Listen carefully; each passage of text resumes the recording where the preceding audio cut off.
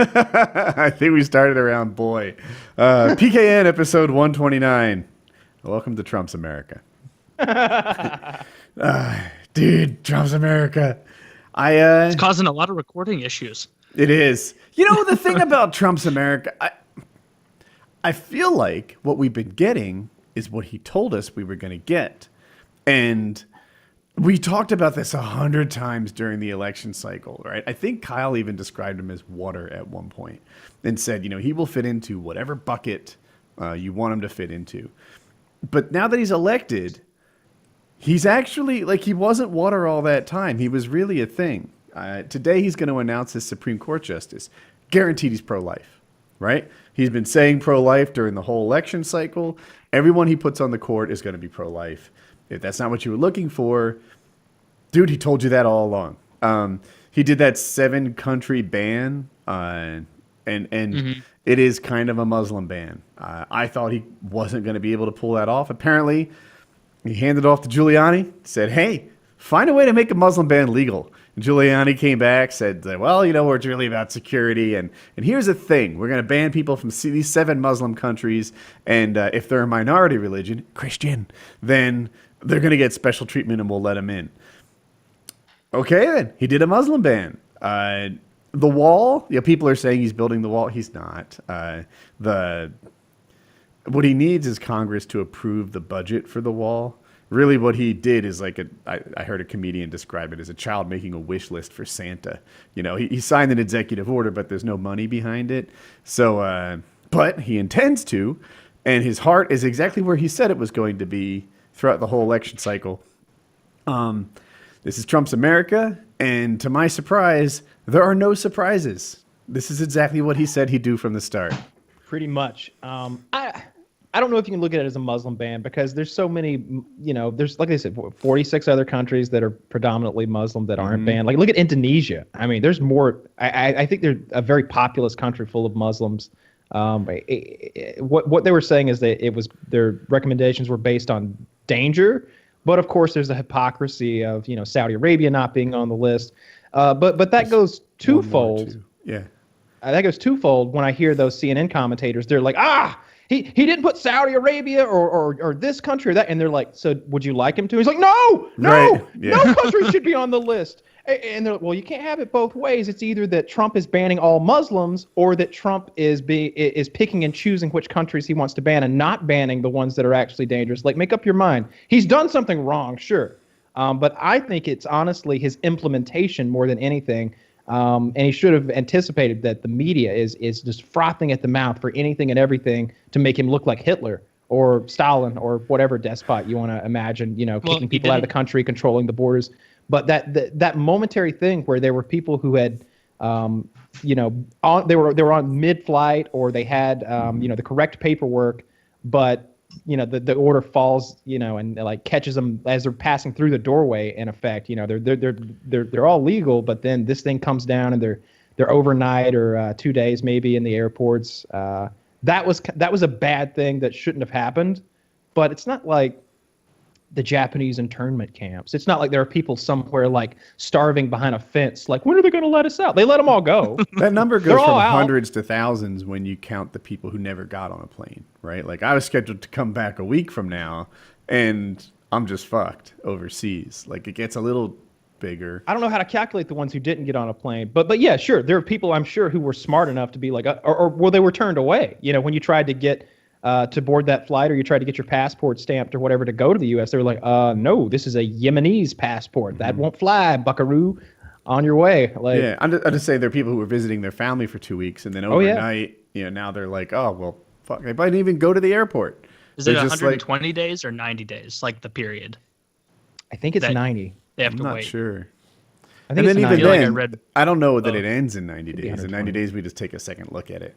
And well, he can extend it indefinitely. Like the president, they read the part of the Constitution that covers this, and it's very broad in the powers that it gives the president. Syria, I think, is indefinite. Well, yes, yeah, Syrian refugees are indefinite for sure. And I mean, shit, they probably should be. Like, it was a Syrian refugee who did at least one of those terror attacks, wasn't it, in Europe? I'm not positive, I'm not saying you're wrong. I know. But so there's Seems this likely. plaque. I think it's on Ellis Island or the Statue of Liberty or something. Right? Give us your tired, your poor, your humbled masses, yada yada yada. And like, so I'm asking myself, like, is it wrong to do a whole philosophy change on that thing, right? What if we changed it to, like, give us your highly educated, you're Give us your especially strong, skilled, give us your your astute, strong. your Well, STEM majors. yes, here's the elite. We are the Harvard of countries. We will take your best of the best, and that's who's allowed to come into the new America. And give us your, advanced degrees, give us your strong, give us your brave, give us this, that, highly skilled. We'll take your actors and your artists and your engineers. And I'm just like, For man. well, like, I just asking, like, And they will be waiting 90 days. You better believe it. like, people are like, oh my God, what he's doing is contrary to what's on the plaque at Ellis Island. And I think, like, Who wrote that plaque? is I it did. wrong though? Like, is it French, probably.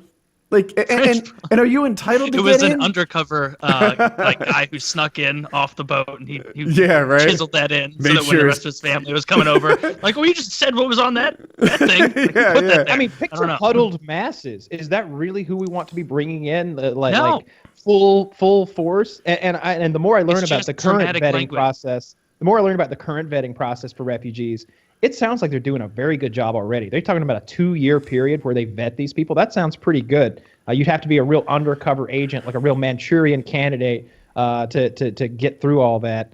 It would seem. But then I heard a guy today bring up. I think he was a politician of some kind. I lost in the discussion who he was, because what he was suggesting was so comical and ridiculous to me. He was like, let's just put an ankle bracelet, a GPS tracker on all these Syrians. Then we know where they are all the time. And I immediately leapt to like Nazi Germany, putting the Star Like of David sharks? on the Jews, And then they followed it up. Like, as soon as I had this picture in my head of those Jews walking around with those stars of David on their coats and shirts and whatever in Germany back in the day, they said, because Angela Merkel just has implemented a similar policy that's working great in Germany. And I was like, oh my God, the Germans? Like that's the hypocrisy of the global media, right? And Angela Merkel, the chancellor of Germany, is rounding up Syrian refugees and tagging them and putting GPS trackers on them that they can't remove like animals.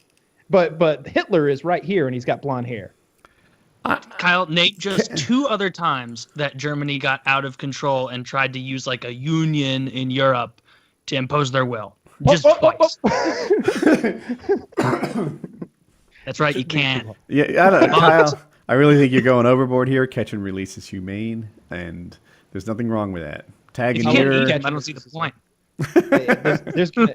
I like the catcher. There's going to be a lot of bad optics, as they call them, a lot of bad I stories. like that term. Yeah, me too, because it's not really. Oftentimes, Have you when not go to heard it, op- Taylor? Optics is the new term they use for trying to look good. Like if a press secretary goes out there and puts a spin on something, he's working on optics.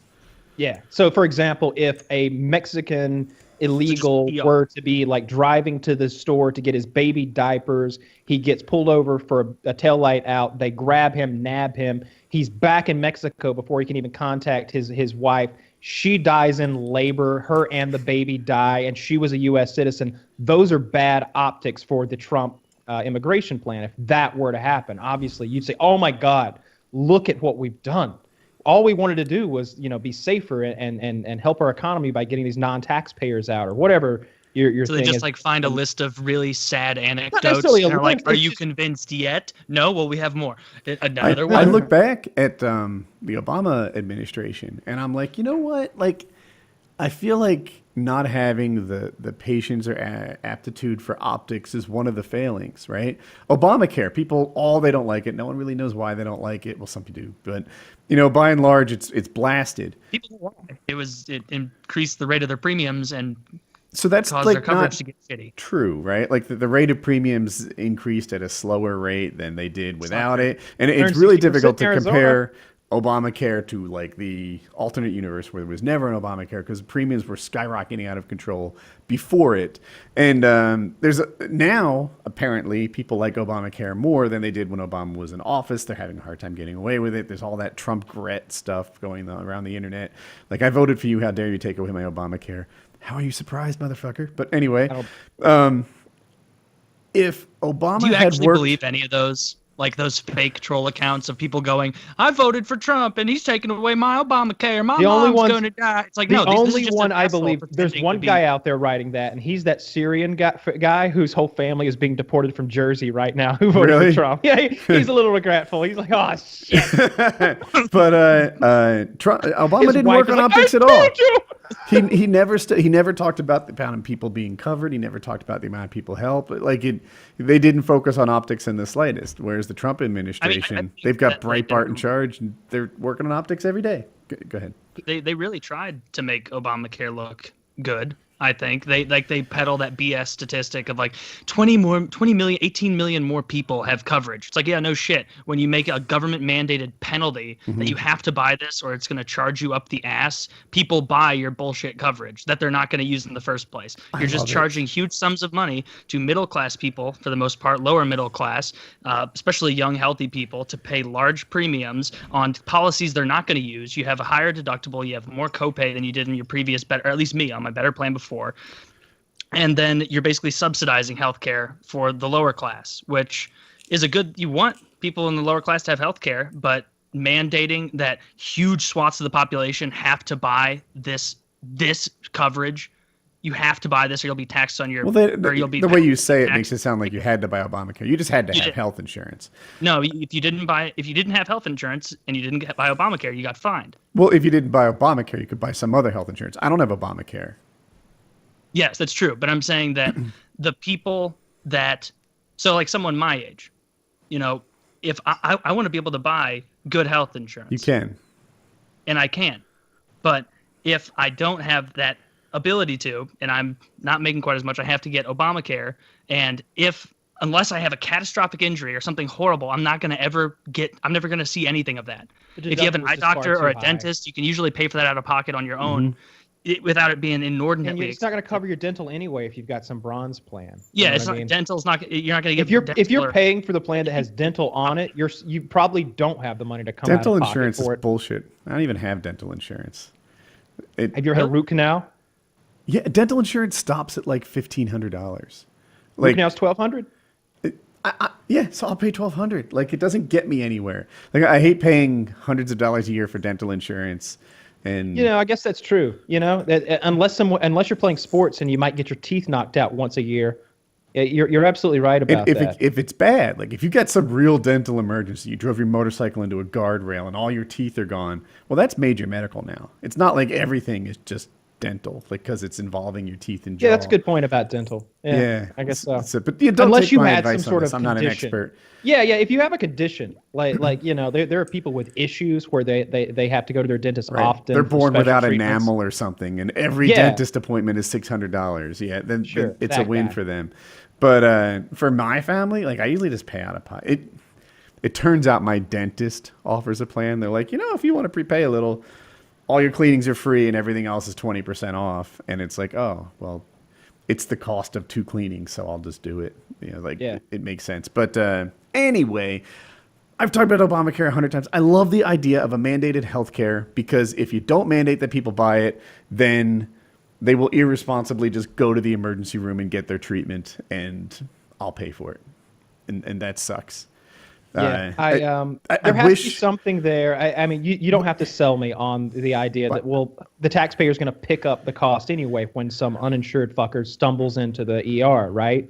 So there has to be something. When you talk I about see that. optics, right? Obamacare should have said Obamacare is a plan of personal responsibility, right? We had all these uninsured fucks who would just waltz in or roll in, I guess, to the emergency room, get their treatment, and then say, sorry, don't have any money, fuck off. That was the previous plan. That's what we had before Obamacare. People would just roll in and then say fuck off after they got their treatment. Yeah, Then you're absolutely right. If he sold it that way, like there are a lot of Americans who aren't paying their fair share. Right. They're stumbling into our ERs across this country. And you know who picks up we always hear about the overpriced Q-tip, the overpriced bandage. It's overpriced because of those people.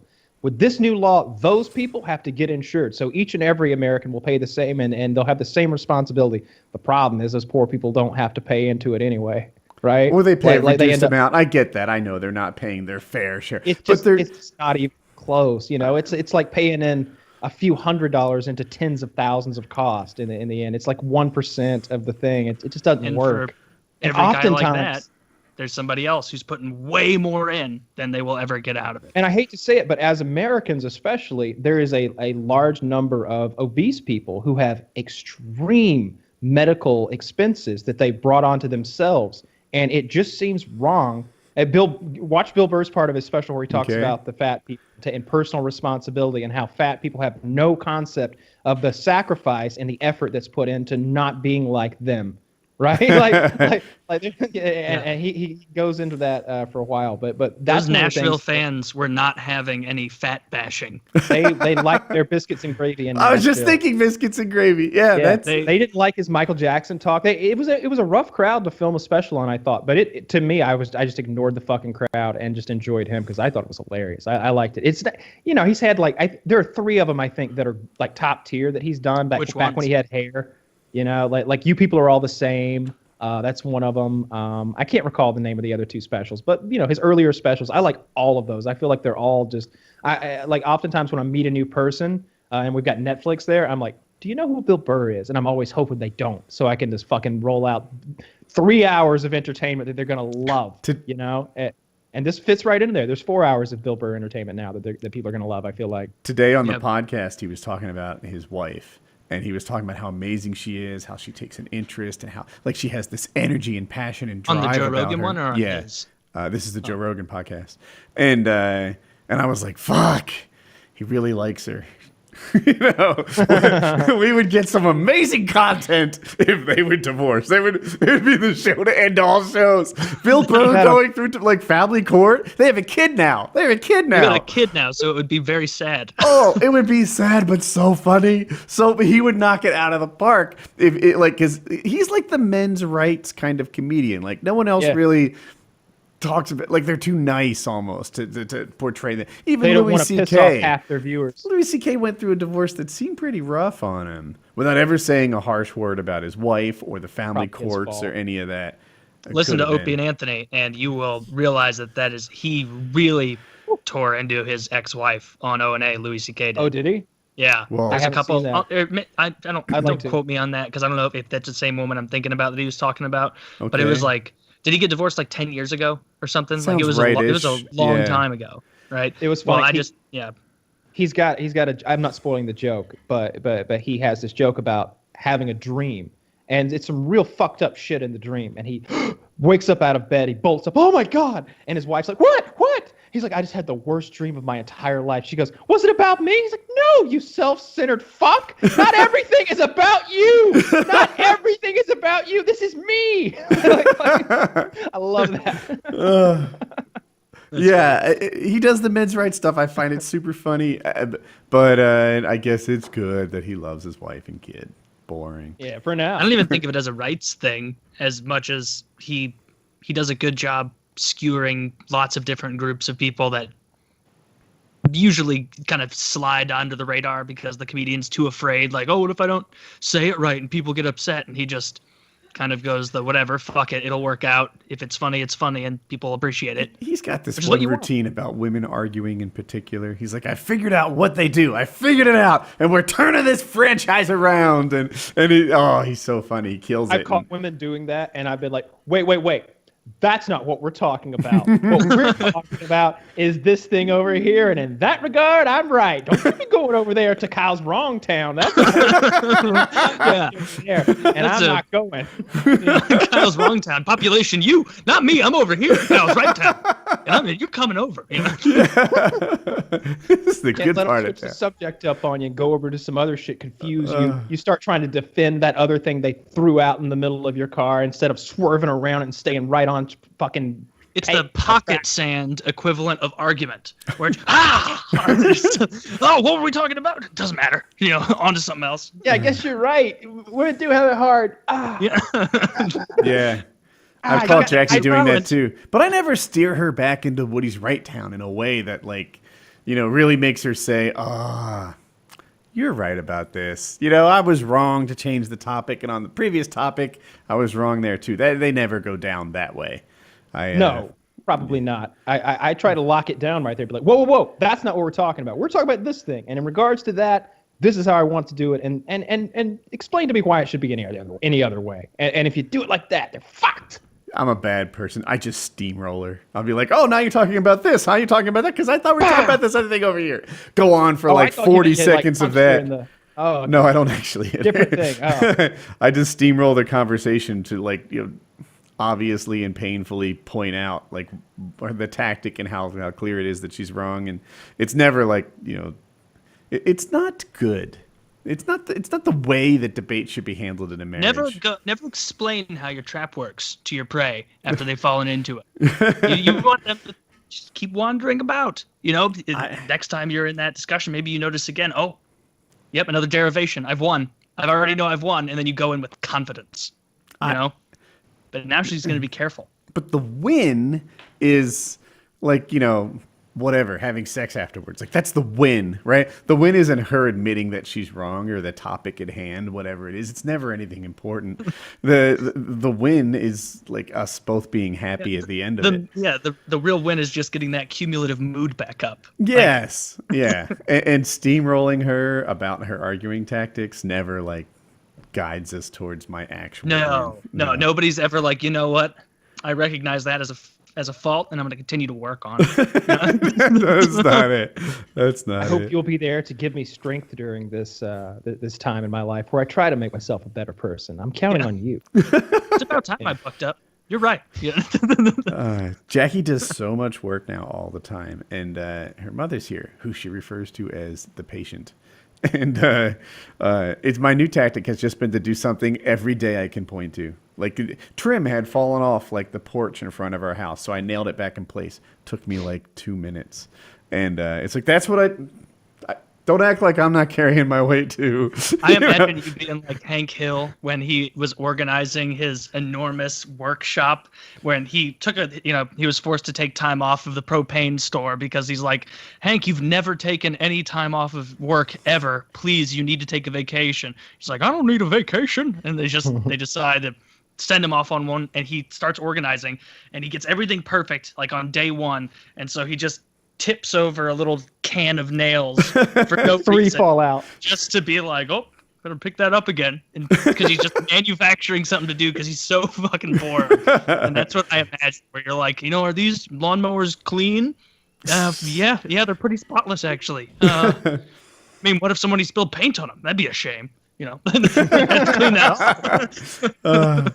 There's always more I could do, but I like now that, like, every day I've got some sort of forward progress, usually on the house or property that I can point to and be like, yeah, she's not fussing. She likes it. She's good. I saw that Khabib has a fight coming up. Is it with Ferguson? It is with Ferguson.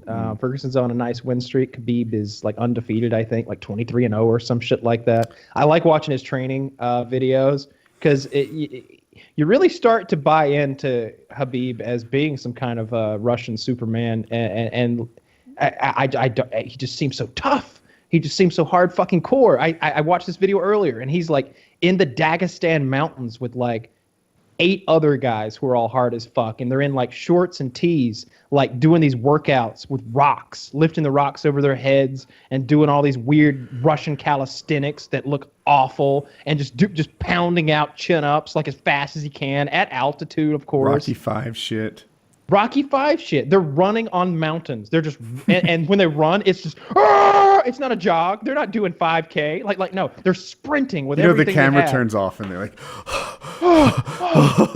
Yeah, for sure. There was definitely some coordination because like the whole crew is like working out. Like they're all doing a different awful exercise independent from one another. They get the rock above their head, like doing these, like just moving it around. They're have you seen BJ Penn do his underwater training? Yeah, I like that. I like that. For people that haven't, he'll grab a heavy rock. I don't even know. It'd be a rock so heavy that I'm not sure I could lift it, but it's underwater. So he'll like swim down 8 feet, grab the rock, and do wind sprints on the sand underwater. Come up again, take a breath, go down, grab the rock, and do more underwater wind sprints. And it's just like, that looks really tiring. I don't know. Yeah. Well, of course, the videos are all 15 seconds long, so you don't know how long he's doing it. But the implication get him is, out! Get him out! the implication is that's how he spends Fishing his him out. afternoons. Yeah, it's crazy, but yeah. That's that. But the thing that they keep like touting with Habib is that he's a Muslim guy, so he has no distractions that are vices. And his whole regimen has been militaristic and pointed toward combat like since childhood, like he's a Spartan warrior or something. But does he have impressive wins? Here's the thing that happens with these undefeated fighters. You're That like, last Michael Johnson fight was a whooping. Yes. Okay. So the last Michael Johnson fight was really good. I wish he'd finish it. Did he finish it in the third? Right. So I felt like he was torturing Michael Johnson so he could get more like FaceTime with Dana White because he was close to the cage. I hear you, and you might be right. I think that though is the most flattering way to look at it. Another way to look at it is when he's on top of these guys, kicking their ass and dominating them, doesn't do a lot of damage. Right. So he was punching him in the head for 12 minutes or something before Michael Johnson had enough. That's a lot. And who else has he beat? Khabib. I do not know. I need to look it up. I had to open my browser. He's gonna have to wait a while to get at Conor, but I think if he wins this next fight, especially if he wins it impressively, it's gonna be the fight that more and more people are calling for. Of course, you got the Conor Mayweather stuff still just spinning in place. Mayweather wanting I think Mayweather wants like $100 million fucking dollars or something like that. I heard someone say something about How 8 much ounce more does gloves. he need? Like at that point, how are you not just fighting entirely for your legacy? So he has so much money. I want to get back to Khabib's record. So he beat Michael Johnson, who's awesome, and he beat him in the third round. It was halfway through the third. And then he beat Rafael dos Anjos. That was right before RDA became like super RDA. He went on a run after that loss. And then everyone else, like Pat Healy, Abel Trujillo, Thiago Tavares is good, but that guy was not on top of the. They have that Gleason record in Tibau. MMA though. Yes, you're right. You're right. And I'm looking at this 1, 2, 3, 4, 5, 6, 7, 8. 8 of these fights were in the UFC. Everyone in the UFC is good, right? I'll grab Conor, right, and say, here's the best fighter in the UFC at the moment. Whatever. He does have 2 belts. He's pretty impressive. Let's just roll with it. If I gave him 8 guys to fight in a row, he might drop one. It happens. Like all these fighters are good. But just the same, like whenever these guys have like a 24-0 record, it's like it's never 24 Conors, Pettis's, Sure. etc. I want to see it though, but I'm hoping that Mayweather fight happens. Who knows what to believe as far as that goes? It's hard to know how much the record means in MMA a lot of the time because it seems like as a casual viewer, like I will go in and I'll see like on every card it seems like I'll pick somebody and look him up and be like, holy shit, this guy's 12-0.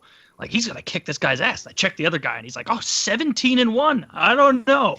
Who are these people fighting? Where are all these? Where is The losers? There's a whole bunch of guys beat the Vladislav fuck up somewhere. Ligyovic, who's 1-130, and he's just that guy where they're like, Vlad, we need you in the ring. He's like, how much you pay?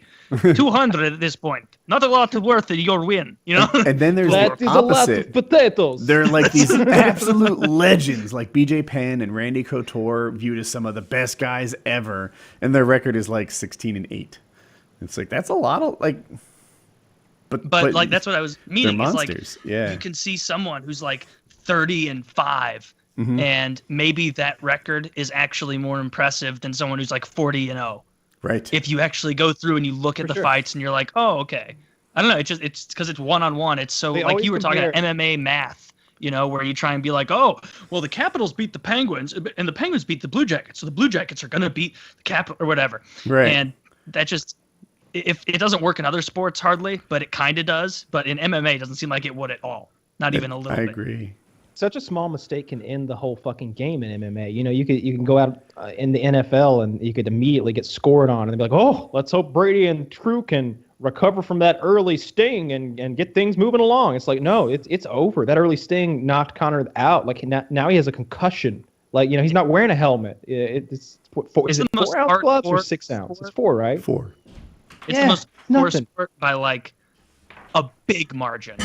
What sport? Like, hardcore. MMA is the most margins for error are non-existent. You see all the different ways that people get finished in the octagon. People get tapped to weird chokes. People get tapped to squeezes. And I get sad for them when I watch because like the guy who goes out there and like they're jumping up and down, they're getting hyped or doing what you guys are saying where they're like skipping around, like trying to like jingle songs in their head to get their heart rate down. And then sometimes like 4 seconds in, they're like, oh, he's coming in.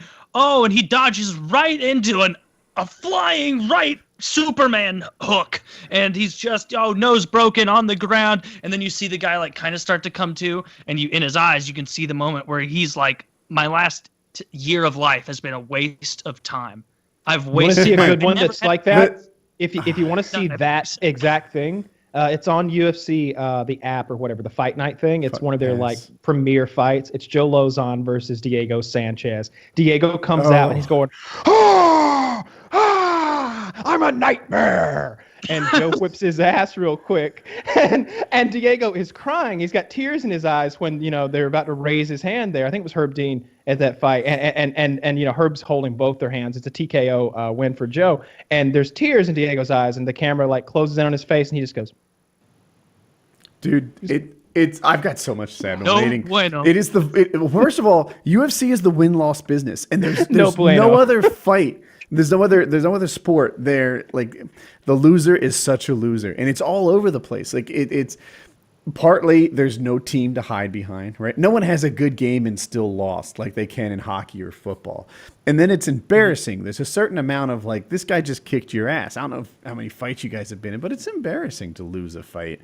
And there it is in front of everybody. It's half the people that go into that thing lose, and that's a really big deal. You're going to see a lot more draws on the new rules. That's like the in other sports, that's like the line that you take it to. If you're mad that you lost, you'll be like, God, that sucks. Well, but Crosby's such a pussy. I could beat his ass if I wanted to.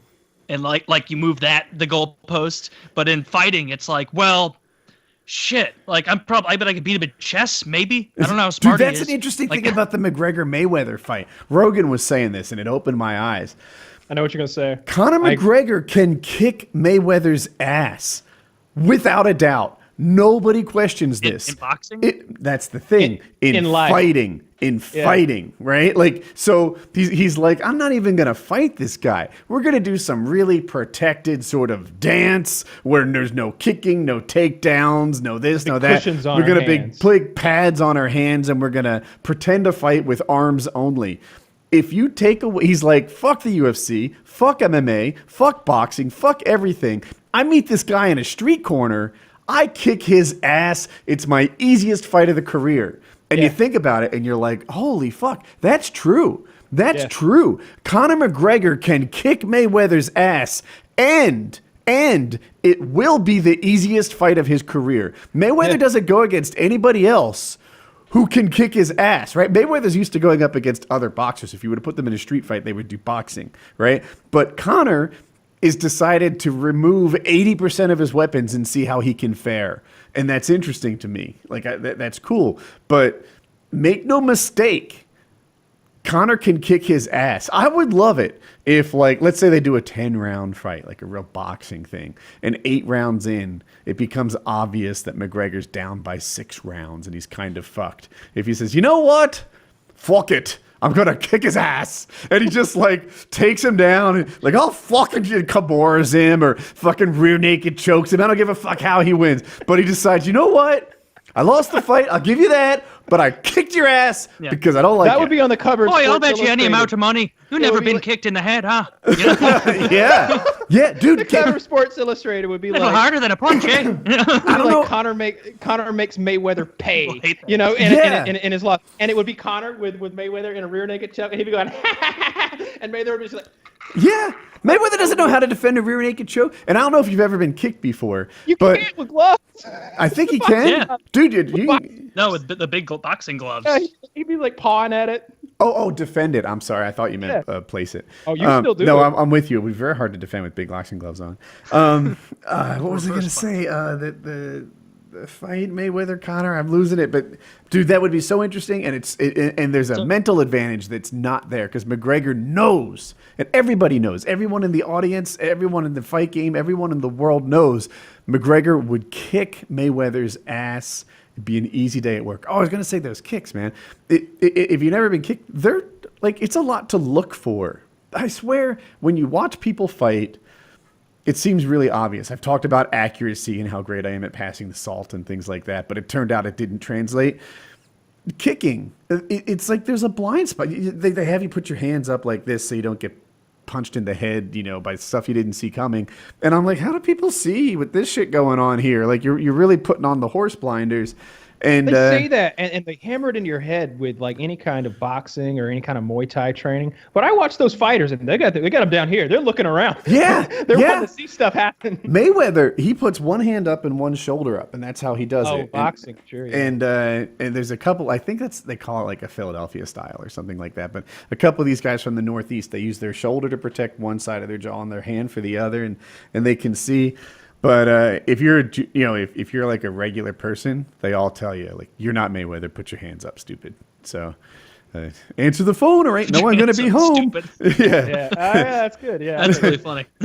Answer the phone, or nobody's gonna be home. Yeah, that's what they tell me. In an actual boxing match, if they're boxing, does Mayweather beat him by a little bit, or does he just manhandle McGregor? They say a lot. They say Mayweather just demolishes Conor in boxing. Although recently, and it might just be me buying into the hype machine, they're like, hey, we'll see. They talked to Conor about it in his $5 pay-per-view. And he's like, yeah, they're all laughing at me. They've been laughing at me my whole career. They all laughed at me when I said I'd be a 2-belt champion in the UFC. They laughed at me when I said I'd be a champ in the UFC. They laughed at me when they said an Irishman could compete in the UFC, because there really weren't any that I know of. He's like, now they're laughing at me that I can't beat Mayweather. He said it motivates him. That's a little bit of contrived, hurdles to get over. Oh, they said an Irishman could never fight in the UFC. It's like, no, they didn't. They were just like some Irish guy came over and he's like, hey, can I fight in the UFC? And they're like, sorry, Sheamus, you're just not that good at this. and then Conor came over, hey, can I fight in the UFC? And they go, oh, sure. Yeah. And they're also Irish. And they go, yeah, you can too. You can for sure fight in the UFC. There's a thing though, like in America, there's like a big base of wrestling that happens here. So there are tons of people who've been wrestling since they were 6 years old. And then jiu-jitsu is very popular here, even more popular in Brazil. So there's like a big, like people are going into the UFC with 12 years of jiu-jitsu experience now. In Ireland, like that wasn't a thing. It was just boxing. And, so the idea that an Irishman would be well-rounded and would have the takedown defense to handle these American wrestlers was surprising. Like wrestling, that was the thing where like some wrestlers would get made fun of in high school for like, oh, that's so gay, you're wearing a leotard and rolling around with a bunch of men. But like even like they never got fucked with ever. Because for one, like if there was a little like 115 wrestler that I could beat up, I don't want Mr. 185 walking down the hall at me frustrated that I beat up his little buddy. But those guys, like they never get picked on. Like it's understood even with like football players, hockey players, everyone. It's like, yeah, don't fuck with a wrestler because you have like the image in your head of what a fight looks like. And then you realize real quick, oh, I'm on the ground. I didn't even see this coming. Yeah. That guy gets in like a wrestling stance. You're like, whoa, what are you doing, buddy? Well, what are you doing down there? He starts coming at you, hooking fucking legs and stuff. Or ankles, like, right? They're doing like toe picks and ankle picks and shit. You're like, I can't. What? No. Like, why are you so low? This isn't. Try to like throw some arm punches down, and the next thing you know, you're flying head over heels through the air. Like Randy that sounds Couture like a terrifying thing. was this. I think he was an Olympic wrestler. Not definitely world championship, and he went up against James Toney, who was like one of the. I'm gonna make up a number. Top 25 heavyweights ever to exist, and. He fought Randy Couture. Randy Couture did this ankle pick. He did a takedown on him. Randy's nose was like 6 inches off the ground. He like dove in, did some sort of, I don't know, snake like wiggle across the ground, pulled his toe in the air, and now James is on his back and he doesn't know what he's doing. And if you're Randy, you're like, good move. Good move. I like that from Randy, because if he had gone in like a waist level or something, Tony might have an uppercut waiting for him. But he attacked that guy from ankle to knee. And, Those are some of the worst fucking, like when a guy's going for a takedown, when he's shooting, when he's going for a double leg or something, and he's basically, right off the mat, and he catches a knee that's perfectly timed because the other guy's been waiting on him to shoot again. Those are concussive. That's You can't even be mad at the the guy knee. for like throwing the knee because it's like you forced his hand. You were Yeah, diving you're at his both going in the same direction. I like that. When I see that in a fight, or when I see like a guy who's timing the other guy's kicks, like the guy's been fucking kicking him all match, and then finally that high kick comes again, and he fucking trips the guy and is immediately on top of him, dropping elbows. I'm like, oh, he's loving this right now. This is what he's been waiting on. This is the Kick shit this, you motherfucker. elite wrestlers do. This is Yoel Romero. He's going to be fighting Bisping soon at 185. Look at him take this guy down. That's great. It's like It's a very slick maneuver. he just reaches down, grabs his foot, and tosses him on his like. And he doesn't even like if you watch it, he's not even like using a bunch of effort to toss the guy. He's just Perfectly pulling him the perfect amount of distance to force that dude to like hop step. And then when the dude hop steps, he just Yeah, Pulls. he probably Those guys watched are that guy be on his rear foot like throughout most of the fight and was like, "Oh, that guy's slightly leaning back already. He's totally vulnerable to this." And yeah, he picks him up, drops him on the back like a child. If I was wrestling Colin, it would go like this. Yeah. Whoops. Yeah. What happened? Oh, try that again. It's I just God, this just doesn't look like fun at all. Like, I don't know why people You're the got guy into doing it. yeah, I think Yoel's yeah, having a good time. Like to be That's to be in the driver's seat of that guy who just like did that to another professional fighter, a fucking killer, and made him look a fool. And then I'm guessing dropped some bombs on him right after. I don't know if that won the fight or what happened right after that, but that's got to be a lot of fun.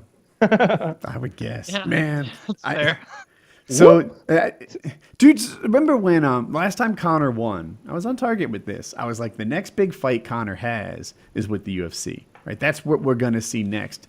The thing is, I thought I would really enjoy it. I thought it was going to be cool to watch the back and forth. I enjoy business negotiations and especially this super high stake stuff. And Dana's great at it, and Connor seems to have people that are very good at it. I'm not liking it at all. It's that. So this is different than most negotiations because Conor is talking about going to do another sport. So his contract doesn't fucking matter. The UFC can't, That's in doubt, but I hear you.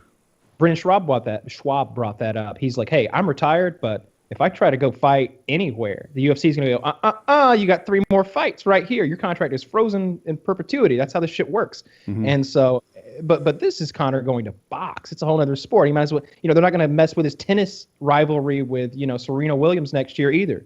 They just can't say anything. And so what Conor wants to do is what Floyd has done. And I don't like Floyd. There are 2 things that I do like about him, though. I like when he gambles because that's cool to me because he gambles with huge amounts of money. He'll bet he bet like 25 grand on Clemson the other day and ended up walking away with like almost 60 because they won. I like that about him. God, that must be awesome to have that much money that just on a lark, like you don't tell people all 10 times that you do that throughout the year, like, yeah, 30,000 on that, 30,000 on that. You just like tweet the one where it's like 30 grand on Clemson, walking home with 70. How you like tweets me the now? bets beforehand, man, and he loses sometimes. He doesn't give a fuck. It's his Instagram is entertaining because he'll do audacious shit. Like Dan Bilzerian will do some stuff, but Floyd will like burn some money to make some stuff happen. Dan will like, all right, what's that gonna cost? 8,000. All right. Well, yeah, that's a good investment. But Floyd just like fuck it. Like Floyd's just like gifs and emojis and pictures. Because he can't read. A lot of smiley faces on that guy's account. A lot of boxing glove emojis. Like it's like an Irish flag and a punching thing going at it. Like that's Is that a real thing? No, it could be. It's a real thing that he can't read. Is that actually true though? Like for real? Yeah, it's actually true. Fucking. So here's what happened. He went into when you go into learn to read. Man. When you go into radio interviews, like you go to Stern Show or any big show, they ask you to do to record like call signs for. You're watching KH101, and they're the greatest hits this side of the Dixie. The Howard Stern Show with Gary Delafate, and he's trying to read this script. and he can't read, and he's stuttering over and making himself look like a goddamn fool. And they took that recording and they released it because he was a dick to him. And 50 Cent gets a hold of it, and 50 Cent's like reading the case, like, I'll give you. He's like, look here, player, I'll give you $100,000. All you got to do is read The Cat in the Hat. Here, I'll start it out for you. I do not like green eggs and ham. I do not like them. Sam, I am. All right, now you finish, motherfucker. And it's just like, oh shit, that's worse. That like Floyd could have been like, I'll whoop your ass, I'll beat you up. I don't care how many times you've been shot. You're about to get knocked out. And he's like, you can't read, bitch. You can't read words. You're Charlie from fucking It's Always Sunny. You're like writing in like pentagram and symbols and emojis. To not be able to read and have all that money, like it's He reads like really poorly. the Sylvan Learning Center, get Rosetta Stone. The sky is the limit. But- You tried English and it didn't pan out. Try Spanish. You're right, but he spends his whole life a king of his castle, right? All his friends are on the payroll. They all kiss his ass constantly. For him to put himself in that position where of lack of dignity, where he's reading Cat in the Hat like a child, it would it'd be That, a for step sure. down for him. Like I just mean like in his own head. Like I'm just thinking from my should perspective. get that down If for the I future. suddenly wasn't able to read, my quality of life would drop off so dramatically. Yeah. Tremendous. It would drop off Bigly. a huge amount. Yeah, bigly. And I just think that, like, good God, dude, like, don't you see? Just learn to read. You've already got all the money in the world. If you could read, now sky's the limit. By the way, I it's was really honest hard with for you, him too. like, You're not that's true, asking yeah. him to like cut his mile time, which maybe is something that he would like really latch onto. You're asking him to face his worst demon. Yeah, he That's should have true. lied and said he was dyslexic and just got right out of all that. He'll be like, man, it's hard for me to Yes. even make out what's on the Oh. Hard to page." know He's those like- style if you can't read. and then he like donates 20 grand to the Dyslexia Center of America or whatever the fuck and makes 50 Cent look like a jerk. Yeah, you and know? all of a sudden, if you're making fun of him, you're making fun of someone with a children. disability. That's Yeah. what the Diaz brothers have. Like oh accidentally yeah, goes to Ease Foundation. 'Cause That- you can't Especially to the left. that fucked up speech pattern thing the Diaz's do. They're not. I don't see them as disabled people. I see them as people who kind of freeze up on the mic, and suddenly they've turned it into like, well, I have a speaking disorder. You're really making fun of a handicapped person, and people will leap to their defense constantly, and that's just how it goes. But Yeah. But those are the things holding him back. So not only is it a different sport, so the UFC is kind of doesn't have a really a fire in the poker or a fire poker in the fire. A poker in the that's fire. under not debate, fire by the poker. way. The UFC would tell you that you're wrong. I don't It know is who's under right. debate, but I'm confident that Connor's lawyers will be able to get him right on through that. It just seems like a different fucking sport. I guess it depends on the wording of this UFC contract. Maybe I if don't it fully said understand combat the sports. Ali Act. I don't know. Maybe if it just said combat sports, but I got a feeling it says mixed martial arts, not the sport of boxing, which is its own thing, as you know. So, like, I think he's going to be free and clear, and he doesn't want the UFC in this. He doesn't need them. He doesn't want to split the pie with them. He's got Conor McGregor Promotions now, right? His own promotion thing, and that's what the other thing I was going to say that I like about Floyd, besides his gambling, is that he immediately said, "I'm not going to be a Tyson. I'm not going to be an Ali. There's not going to be some guy back there pulling my strings and making me dance for his show. I'm not going to go perform in someone else's circus. I'm the ringmaster. I collect the tickets. I collect the money. I dance with the elephant. I jump through the hoops. I'm the fucking show. So why should there be anybody else?" And he gets this massive cut of the profits because he's promoting the thing and he's putting on the show. He's the one who rents out the building that they fight in. It's amazing that he put that all together because I don't think Mayweather actually As an has illiterate many. man. Yeah, I don't think Yeah. he has any management skills. There must be somebody, I presume, very trustworthy in his world who's running this business for him. I don't. And But that's a good point. Yeah. yeah, like you said, he's got Mayweather Productions. Well, shit, I could fire up Woodworth Productions in 6 days. And Yeah, but he's got employees. And he's yeah, like but getting my this business thing would be going. shit. It'd be empty. It'd be name only, right? He has something that actually works. Connor fired up McGregor Productions. I think that's what it's called. And, but what is it exactly? He's not prepared to run a pay-per-view event. Like, he just started an LLC or whatever it is he started. I think when you're as big as him, like the show comes to you. I feel like there's like people calling his representation, his agent being like, look, I'm Max Steinberg, and I represent the Jimmy Farrelly brothers, and we rent out arenas all over the country, and we promote shows, and we have this many like social media plugs, and we have this much like radio, and this is how we put on a show. Like you hire us, and he's like, oh, I like how you do things. I'm gonna copy you. I don't want to hire you. I'm going to copy you, though, and I'm going to hire that guy that works for you. Yeah, come on. You're part of McGregor Productions. Somehow, he's smart. Somehow Mayweather managed to, like, not hire Don King and, like, he walked through Minefield. There we go. Thank you so much. He walked through landfield. He walked through kind of like a beachy area with things underground, and he walked through a minefield and managed not to step on any mines. And there's tons of people in this world ready to steal from illiterate athletes, and somehow it didn't happen to him. So maybe he was smart enough to hire like all right, you're my accountant.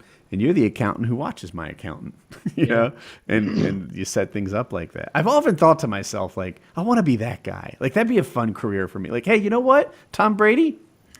Listen, like, I don't know who's managing your money or anything, but how about I be the guy that watches the people that manage your money? I'll be honest. I'll let you know where stuff is going. And you give me a bonus if I ever come to you with something. I get 5% of whatever malfeasance I catch. And then you work with the people handling his money to pull off a huge amount of fraud. Then you report it as a double agent, and you get a lot of money. Switcheroo. We're both in league together the whole time. Yeah. But Kansas City Shuffle. It'll be interesting to see where these guys land too. Like so Dana White is convinced that Mayweather's going to be broke. And you'd think he can't be, but we all thought that about Tyson, too. Somehow he managed to, you get a divorce, you have a few tigers and a mansion, and you can spend out of your money. You can spend your money. It's hard to take a finance class if you can't read. That's a strong point. The tigers and the plane are actually really expensive. Mayweather charters separate planes to carry all his luggage. Like, when you do shit like that, you burn through cash. But he doesn't own That's the a plane. whole new level of stupid. No, it's not, because he doesn't own those planes like Tyson. I think Tyson bought like some tens of $1 million like Learjets or some shit. Like he's renting them, which is, he's blowing like $100,000, every couple months or something on some kind of trip like that. But he's not blowing $8 million or something, or the fuel costs alone get up, and then the maintenance and stuff. Like Tyson really got fucked. But you're right. Anybody can go broke. I just think he's got so goddamn much money. He's got $400 million in the bank, and he's got like, I don't know. It seems like he could go out anywhere and write a book or do a promotion or do an exhibition or something and make himself a couple million here or there. Like, just seems like a made man. It seems like it would be hard to go broke. Like you'd have to be, it's like intentionally irresponsible. It seems like you'd have to intentionally make bad purchases and be like, hey, do we want to bring one jet? Well, you're only allowed 2 carry-ons on this one, and you've got 600 bags. All right, just bring another jet. You don't want to just like buy a new coat in Atlanta when you arrive? No, whole other plane. Bring it. My God. Yeah, who was the guy who got caught with weed on the plane? Was it Wesley Snipes? I'm mixing it up. I forget. SNL did this great thing. They're like, you are worth $19 million. When you're worth $19 million, buy weed when you get there. Don't bring it on the plane. Yeah, that seems like a sharp move right there. How much could this weed have been worth that it was worth putting on a plane? Now, do you guys have any insight on this? So if I needed to get a knife home, it wouldn't be so crazy to just put it in your checked luggage and it's home. There's that. I've had a knife on, I don't know how many carry-ons, in the teens. And twice I've got caught, usually because I don't plan it. I just have a knife in my backpack and I'm on the plane. I'm like, oh, fuck, it's still here. Or, anyway, I could talk about knives, but I get through most of the time. Do people bring weed on planes? I remember, they do. Idea. They do. So the TSA doesn't look for it. They're not interested in it. And I remember when we went to PAX in Seattle, a YouTuber who shall not be named just rolled a bunch of blunts up, stuck them in his front pocket, and walked on in there and flew across the country into another airport, walked out of the airport, took them out of his front pocket, and he was smoking them the whole trip. you'd see him smoking his blunts over there, and he would stink up the whole outside. I'll type to you who it was. It was, I'm really curious. I have a I know guess. I have exactly two who- guesses actually. that was my second guess. Yeah. Okay. Yeah. So, Yeah. Yeah, the he was the man. He gave no fucks. You know, it was just like right there. He had a whole. They were grape. I think you could smell them. He had this grape whole pack of like Swisher like blunts. cigarillos. Yeah, and they were, you know, they were I- weed. I have another Puffing 'em up, story you care. about him that I just love, but I feel like if I tell it, then Yeah, people no, might no, put one and one Redemption's together. Yeah, so I Yeah, he'd can't. probably be I proud put of a us. tie. Probably proud of this story, and it would be like, yeah, I don't give a fuck. He's like, I smuggled that shit But it- right through. I don't care. It's his story to tell, though. Yeah, of I course. won't tell Yeah, it. I wouldn't tell his fucking story. Especially So, I'm waiting. I'm really excited for when that, like, because I feel like weed's not going to continue to get legalized at the rate that we've seen it so far, where it's like, oh, a little smattering of a couple states here, and then oh, another one over here. Like at some point, there's going to be a cascade. I feel like where the remaining Oh. however many states or a big group is going to be like, all right, we are just being stupid at this point because Illinois got it legalized and then Kentucky legalized it, and so all these Missourians are just driving out of state and spending their money somewhere else. We got to make sure we're bringing people here. It just seems so logical that Maine you just legalized recreational marijuana. Maine. Yeah. good for Maine. And then Massachusetts has. I think Maine is a either- purple state. I think you'd accurately describe them as purple. I'm not sure though. Well, Trump took that one rep that was And from the the others district, went blue. and the others went blue. That's So kind of sure, purple to me. But yeah, they got. I think they got recreational there, and I think in Joe's state of Massachusetts, they've got. It's either medical or rec. I thought it was rec. Florida's getting medical. You know, that's the first southern state. Although of course it's Florida. It's not. It's really not. a southern. Yeah. It's different. All right. But Yeah. but it's right there in the attached to us. It's going to bleed over into Georgia and Alabama. Maybe they'll will. change their ways. If nothing else, then it'll create the situation that Taylor just described, where people from Georgia or politicians from Georgia are like, everyone's just driving 30 miles south. We should consider legalizing it. North Carolina, it hasn't even been on the radar. We're very Republican dominated, not in the voter base, but because of the gerrymandering, and our politicians are like 70%. So it's just not even on our radar. We're still trying to get people in the right bathrooms. Like we're You'll not figure it out. That's so funny that they even made a big deal about that. Like if we just had never addressed this issue and just kept leaving it to be the honor system of bathroom codes of, hey, if you have to take a shit, go take a shit, and hopefully it's the right one.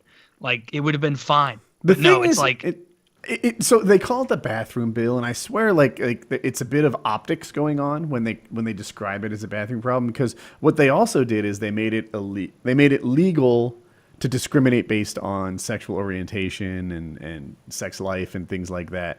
And that's really the bigger. No one talks about that. No one says, "Oh, if you're gay, you can get fired for being gay now." Like that's not a thing that they just say, "Oh, it's about bathroom usage." It's not. That's a tiny little thing that has all the optics. The real issue is in North Carolina now, it's like it hurts your career to be gay. And, that I think everyone agrees that's crazy and wrong, right? But, how does it hurt? oh, They you're can allowed to they fire can- people. Like, you can Yeah, get that- fired for being gay. That's ridiculous. In the bathroom bill, that's like actually the core thing of it. That now sexual orientation and all that fun stuff, employers are allowed to discriminate based on it. That's the core of that bill. They act like it's about bathroom selection, but that's optics, and they've done a great job with their optics. Like when they make like a bill that's just about censoring the internet or getting you to look at more ads, and they call it like the anti-child abuse and no more child porn bill. And Yeah. it's like, you wouldn't be against that, would you? Right. You monster. And It's Uh-huh. like, well, really, you're sneaking some sketchy stuff about our internet on here. That's the and thing. Masquerading it around as protecting children. The what's it called when everyone has the same internet speed? I'm losing the term for it. Net neutrality, network neutrality. That is expected to go away. Like the major network neutrality opponent, the person who said that internet companies should charge for different speeds, he's now head of the FCC. So that's one of the Trump things I really don't like. Yeah. I don't think we like the FCC thing very much. I don't know. We'll have to see what decisions he makes when it's up to him. And it seems like he's reasonable. Honestly, So far, it doesn't seem. no surprises. I'm sorry to cut you off. Like he hasn't done anything that. So when W took office, right? One of the first things he did was he changed his mind about whether it was okay to have anthrax in the water. He says, you know what? A little anthrax, it's cool. And we're like, dude, this was like one of the things you ran on. Like, this is a thing that you repeated at all your campaign stops. Step one in your campaign was to in your term was to backtrack on it. Trump, I don't accuse him of backtracking on anything. There's nothing. He hasn't locked Hillary up yet. Fair point. Okay, that actually I think is a fair example. You know, He might be working on it though. I imagine him He like did having say like, he'd high do level it. meetings where he's like, "Are you sure we can't do it? Because I promised. I really want to lock her up." And you're like, "Sir, we'd have to really burn a lot of bridges to take Mrs. Clinton alive." You know. That's a good. That is okay. You got me on that one. He said he would do it and he hasn't. But by and large, I'm finding most of the things he's doing, the Muslim ban. I haven't seen it yet, but I'm expecting him to put in a pro-life Supreme Court justice. Yep, he announced it. Is it that Gorch guy? I'm bad with names. I don't know which one it is. You know, he had it narrowed down to two, and he literally had them both come to fucking Washington, D.C. It's a the reality Apprentice show. version of choosing a these Supreme are Court fucking, judge. I think they're probably both like federal Gorch. district court judges or something like that. Like these aren't. I He's got them. read about Neil Gorsuch, me and names, because I just wanted to be educated, like even before tonight's show. He's conservative. He's mostly reasonable. He's never talked about being pro-life or pro-choice, which helps him get in. But there are a bunch of other things he talked about, and he really doesn't do separation of church and state. So that would imply to me, like someone who's so pro-religion would probably be pro-life. And then Trump promised he'd put a pro-life guy in there, so that's kind of a thing. So apparently this guy is predicted to get right in, and he'll be everything that Trump said he was. You know, I don't know, dude. Sometimes Americans forget how powerful the Supreme Court is, and I'm no different. I think of it as like, oh, they're the one who decides about abortion, right? That's the thing. That's like their job. It's 9/10 of it, really. They just decide every day they meet, and they're like, legal or not? I'll vote it again. And you know, every time this is Supreme Court justice, that's like the question, like what's going to happen to this? I was going to call it a right. I don't know what to call it, but you know, freedom, medical procedure. You know, pick your murder. Yeah, whatever you want to call it. Yeah, pick your poison, just like your abortionist. Yeah.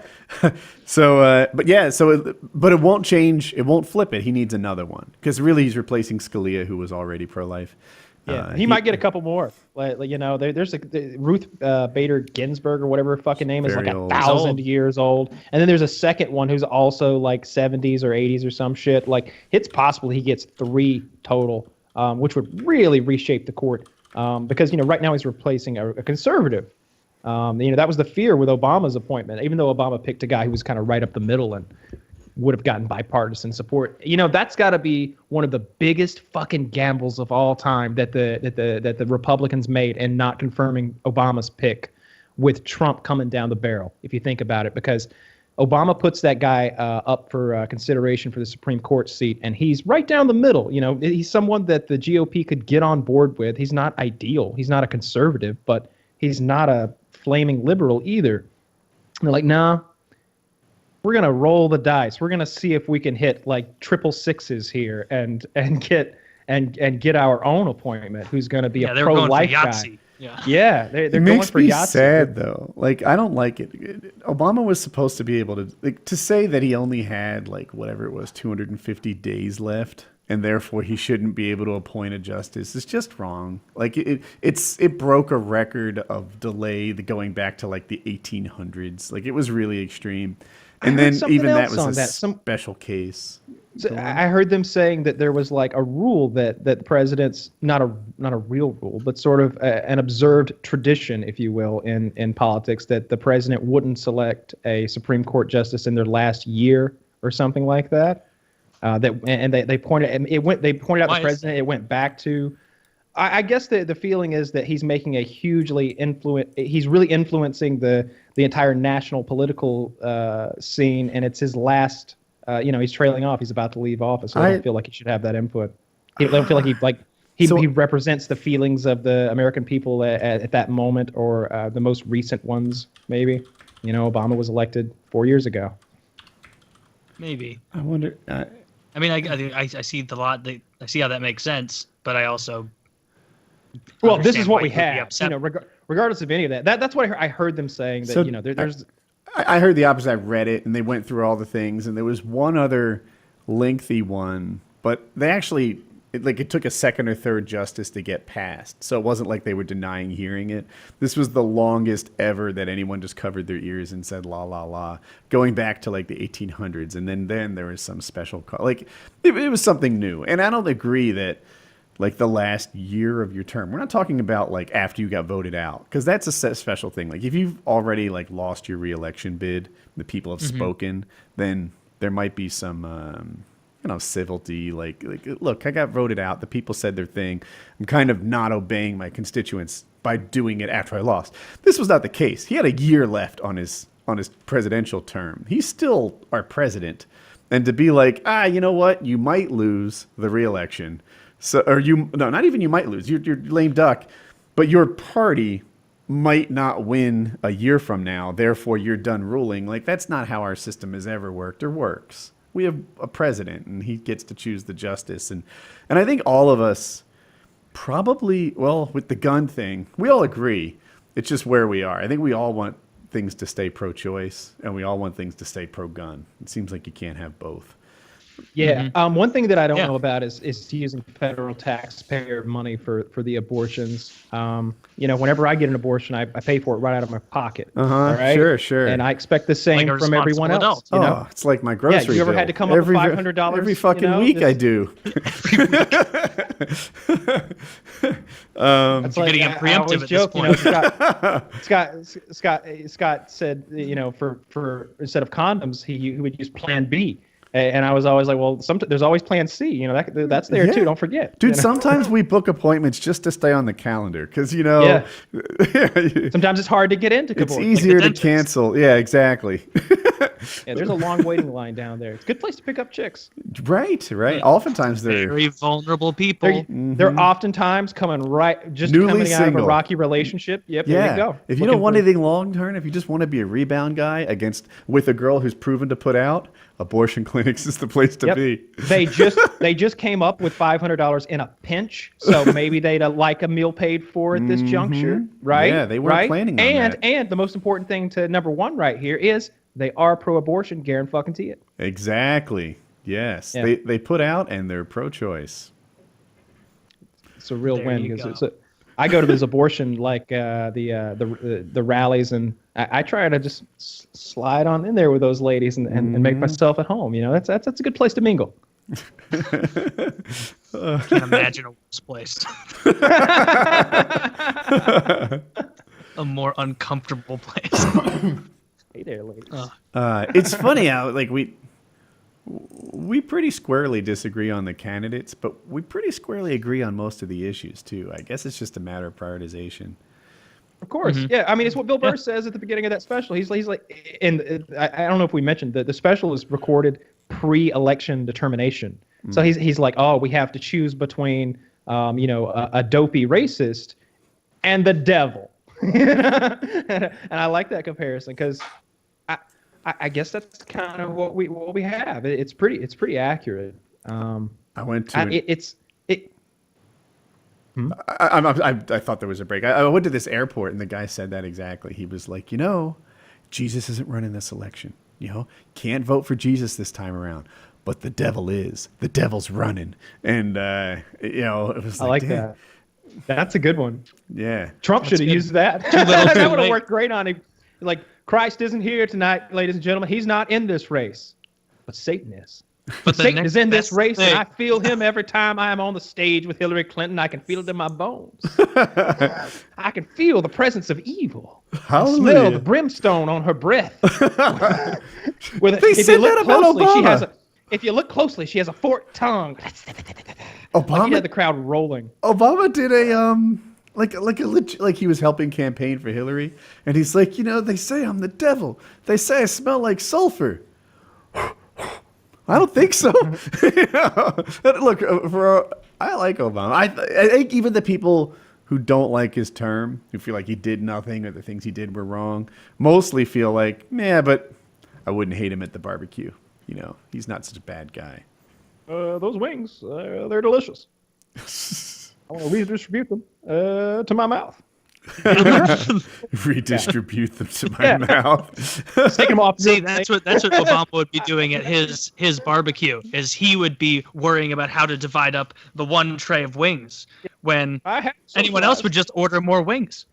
Make sure everyone gets as many fucking hot wings immediately at your barbecue. You'd be trying to get rid of that guy. He likes taking them off your plate, putting them on some other fuckers. I have an issue with the way Trump's handling next gen energy. I don't know why Republicans hate solar and wind so much. Other countries are moving to it 100%. The efficiency is skyrocketing. There's something 98% better than they were 10 years ago. All these countries are doing it. It's working for them. It's endless supply. It's so wonderful. And I think it's more expensive than some of the other kind of things. romanticizing it a bit. I think it's more expensive currently, but the trend is very clear. And in my head, this is the next computer. America won computers in the 70s and 80s, and we've been benefiting for the last 30, 40 years, right? It's been great. Someone's going to win energy, and they're going to benefit from it for the next 40 years or so. And with Trump as our president, I think there's a really good chance it's not us. China wins solar. They're going to be where all the solar cells come from. It's just going to be a known thing. And I think that's unfortunate. Unless Elon Musk gets his ear and explains. And I hope you're right. Because I feel like Trump is open to reasonable information. Like we saw that with the torture thing, certainly. He's like, look, I believe that if you drown somebody, they'll tell you what the fuck you want to know. I just believe it. Because if you drown me, I'd tell you all kinds of shit. I would. I'd just tell you. I'd tell you what I paid him, and then I didn't pay any taxes because it's true. If you start drowning Trump, he knows he'd give you some secrets. So he's like, look, I believe in it. But this guy's a fucking general. That's what he does. He's tortured people before. And he tells me it doesn't work. So I'm going to lean on him for this. I hope he does the same thing when Elon Musk says, sir, we're falling behind. The chinks are catching up on us. He just throws, everybody's like, ooh, Elon, I can't believe you used that. He's like, trust me, I got him. He's like, I got him hooked. He heard speak his language. We're on the same page now. Just go with this. Why are you wearing that hood, Elon? Just go with it. I feel like I know my audience. Yeah. Yeah. No, I hope you're right. Elon Musk, I'm really glad he's working for America. And yeah. But anyway, it does scare me a little bit. Did I lose you guys? I feel like I lost Kyle. No, Kyle broke up for a sec. Oh. Anyway, it does worry me a little bit that we get the Exxon guy to be Secretary of State. We get the guy with I don't want to exaggerate, but I thought he already had 600 concurrent lawsuits with the EPA, running the EPA now. And there's another example too. I guess Rick Perry in charge of energy. And it's all right, I guess we're not doing the whole green thing anymore. But again, talking about money. He never said he was the green guy. He said he was the coal guy. He was the money guy. He's gonna make America first again, and that's, everybody likes hearing that. And the people who don't like it, I don't like those people. Anybody who's like, oh, America first, you say. Well, what about everyone else? Fuck them. This is a planet we live on. It's like, all right, maybe in 200 years in Star Trek times we can start thinking like that. But right now, a lot of the rest of the planet is pretty fucking backward and evil. And their version of how life works doesn't mesh with ours. Totally incompatible. And by the way, we have good trading partners who I'm happy to be friends. I don't know if everyone's impacted the same way, but the whole UK, Great Britain people, when they were there for us in Iraq, when nobody else, everyone else was like, what the fuck? They didn't do 9/11. They don't have weapons of mass destruction. Britain was like, fuck it, I'm still in. Britain's on our team. Canada, I feel like Canada's on our team, even though they weren't there. They were in Iraq. I kind of remember I them. thought they were. I would need to check then. Maybe I I'm thought they thinking of weren't. Afghanistan. I don't know. Yeah, maybe They were, that. they were definitely in one of them. But I still think there's a couple, right? UK, Canada, a few more Europeans probably. I do remember that Same coalition was pretty pitiful. Like when he was like, we're a proud coalition that we are proud to lead into the nation of Iraq to fight these evildoers in this axis of evil. And it was like, oh, really? Who do you have? And it was like, the Philippines. And it's like, wait, what are they sending? What is the Philippines? And like some of those countries weren't even sending like manpower or material. They were like sending water. Like Yeah. I remember the UK sent a good amount of people. They actually did real fighting. Yeah. Of course, America sent a lot of people. We did most of the fighting. And then Australia sent like a dozen people. Like, we got boots on the ground. We're on your team. Thanks. that's a case of boomerangs. Yeah, now we sick have like bullshit. special diets to deal with. KBR handle it, and that's that. I don't know. They didn't do much. They weren't really there. Yeah, I remember thinking, oh man, this is a weak coalition. He couldn't beg, borrow, and steal like a France up Well, he out of was wrong. somewhere. He couldn't get Belgium on board. Couldn't get He was Belgium. wrong. Yeah, like somebody, like get the Netherlands in on this. Like let's get somebody we've heard of. You think he before. He's tried to got all like this talk to Swaziland in Africa so that he could say it quickly and people would be like, Yeah. "Oh, Switzerland's on board. They never jump in." Swaziland. They No, say it small funny in Central Texas. African country. That's great. All right, we should probably call it a wrap. Yeah. All right, PKN. I mean to say, episode 129. It was a good show. Yeah.